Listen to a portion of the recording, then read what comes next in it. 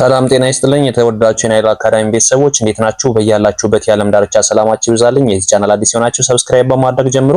ነባር ቤተሰቦቻችን ደግሞ ላይክ እና ሼር እያደረጋችሁ አማርኛን ከመሰረቱ ማንበብና መጻፍ ለሚቸገሩ እንዲሁም ደግሞ እንግሊዘኛና ሂሳብንም ጨምሮ እያስተማርን እንገኛለን። በኦንላይን በሳምንት 5 ቀን ከሰኞ እስከ ዓርብ እያስተማርን ነው የምንገኘው። እናንተም ባላችሁበት ሆናችሁ ትምህርቱን መከታተል የምትፈልጉ እዚህ ጋር በማስቀምጥላችሁ ስልክ በቀጥታ በመደወል በኢሞ፣ በዋትስአፕ፣ በቴሌግራም ታገኙኛላችሁ።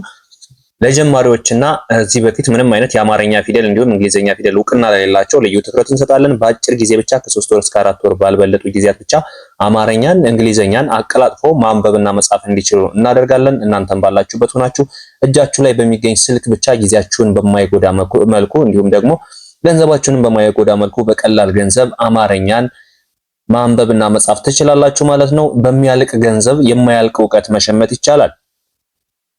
ዛሬ ደግሞ የምናያቸው ለሰው ልጅ ጥንካሬ የሚሰጡ ጥቅሶችን ነው። ዛሬ የምናያቸው የሰው ልጅ ጥንካሬ የሚሰጡ ጥቅሶችን ነው። እነዚህን ጥቅሶች በማንበብና በመጻፍ ቴሌግራም ግሩፕ አለ፣ እዛ ላይ ያስቀምጡልኝ። እያረምኩ እያስተካከልኩ የምልክላችሁ ነው የሚሆነው። እናንተ ማንበብ የምትችሉ በማንበብ ማንበብ የማትችሉ ደግሞ በማዳመጥ የራሳችሁን እውቀት ማዳበርና ማካበት ይቻላል ማለት ነው። አሁን እዚህ ጋር የምናያቸው መጀመሪያ እንደምታዩት ሁለት ይላል አይደለ? ሁለት ማለት አንድ ቃል ነው። ነገሮች፣ ቀናችን ቀናችን፣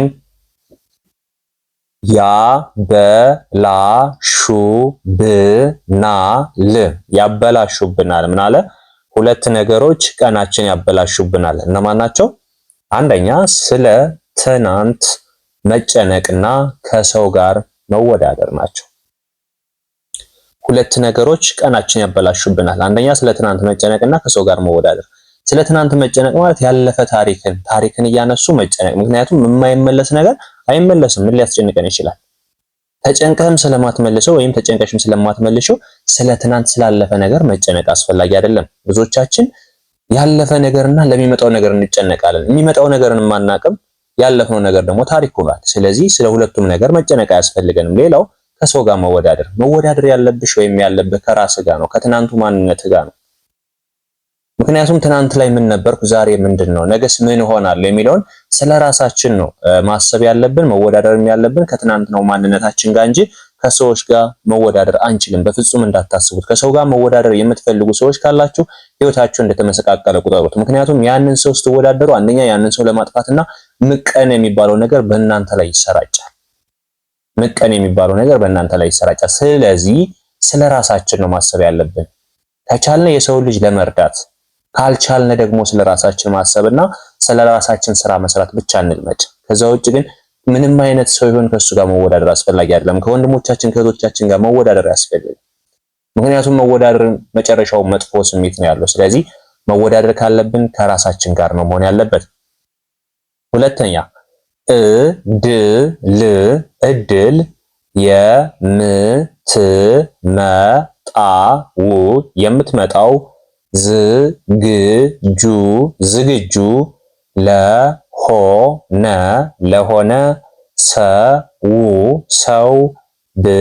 ሰው ብቻ ነው። ልብ በሉ። እድል የምትመጣው ዝግጁ ለሆነ ሰው ብቻ ነው። ያ ማለት እኛ መንቀሳቀስ ስንጀምር እድላችን እየሰፋ ይሄዳል። ቁጭ ላለ ሰው እድል አይመጣለት፣ ከየትም አይመጣም። አንተ መንቀሳቀስ ስትጀምር ሰው ያግዛል። አንተ መንቀሳቀስ ስትጀምር በሰዎች ዘንድ ተቀባይነት ታገኛለህ። አንተ መንቀሳቀስ ስትጀምር ስራህ እየሰፋ ይሄዳል።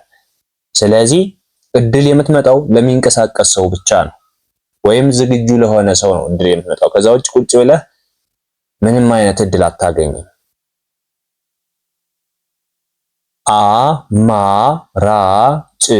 አማራጭ የሌለው መቃብር ውስጥ ብቻ ነው።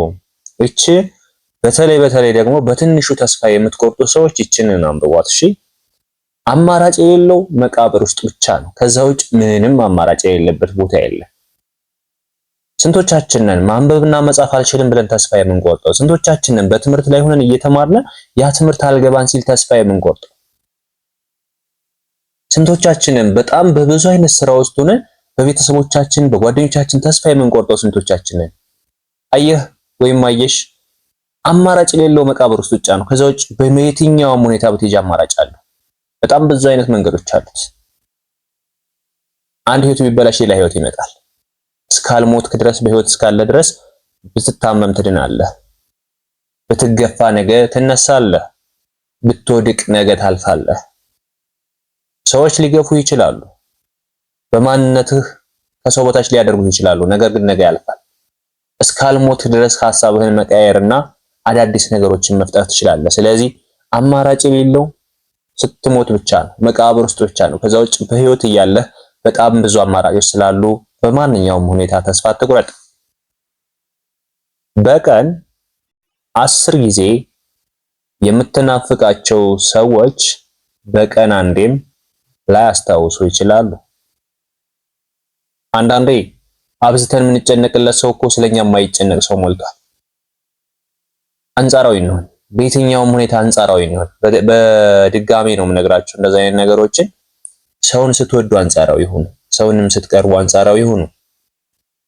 ምክንያቱም አንድ ነጋዴ ወደ ንግድ ዓለም ሲገባ 100,000 ብር ቢኖረው 100,000 ብሩን አይደለም ዕቃ የሚገዛበት 50,000ውን ገዝቶ 50,000ውን ደግሞ ምናልባት በከሰር ብሎ ያስቀምጠዋል። ከዛ ውጭማ 100,000 ብሩን ገዝቶ 100,000 ብር ቢጠፋስ ነገ በምን ሊንቀሳቀስ ይችላል? ምግብ እንኳን ከየት አምጥቶ ይበላል? አያችሁ፣ የሰው ልጅ ህይወትም እንደዚህ ነው። አንቺ እህቴ አንድን ሰው አፈቀርሁ ብለሽ ሙሉ ልብሽን ሰጠሽ፣ ነገ ከርቶሽ ቢሄድ ስታለቅሽ ትኖሪያለሽ።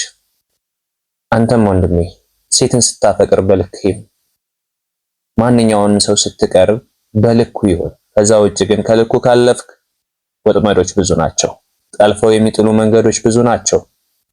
ማንኛውንም ሰው ስንቀርብ በልክ መቅረብ መቻል አለብን።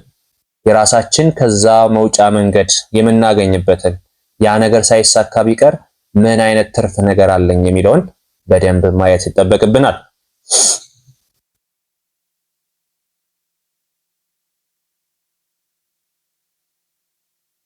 በቢዝነስ ዓለም ላይ ሼም የሚባል ነገር አይሰራም።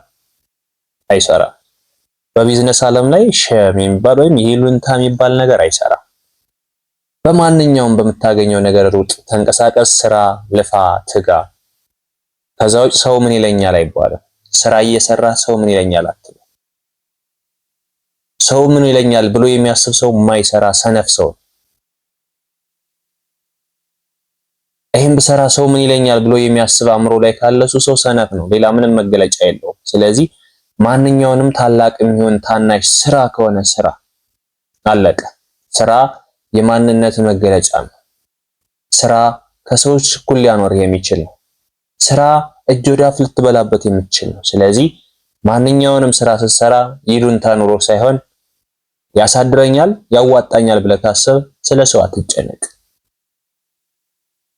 ቤተሰብ ዛሬ ያየናቸው አስተማሪና ወሳኝ የሚባሉ ጥቅሶች ናቸው። በማንበብና በመጻፍ ልትጠቀሙባቸው ይገባል። ማንኛውም ማስተያየት፣ ጥያቄ ካላችሁ አሊያም በድጋሚ እንዲሰራላችሁ የምትፈልጉ ካላችሁ እዚህ ጋር በማስቀምጥላችሁ ስልክ በቀጥታ መደወል ወይም በዋትስአፕ ልታሳውቁ ትችላላችሁ። አሊያም ኮመንት ላይ ያሳውቁኝ። በውስጥ መስመር መማር የምትፈልጉ አማርኛን ከመሰረቱ ከፊደላት ጀምራችሁ መማር የምትችሉ መሆኑን እገልጽላችሁ እወዳለሁ። እንዲሁም እንግሊዘኛና ሂሳብንም ጨምረን በኦንላይን እያስተማርን ነው የምንገኘው። በሳምንት 5 ቀን ከሰኞ እስከ ዓርብ ትምህርቱን መከታተል ትችላላችሁ። እናንተም ባላችሁበት ሆናችሁ በኦንላይን ትምህርቱን በአጭር ጊዜ አቀላጥፋችሁ ማንበብና መጻፍ እንድትችሉ እናደርጋለን።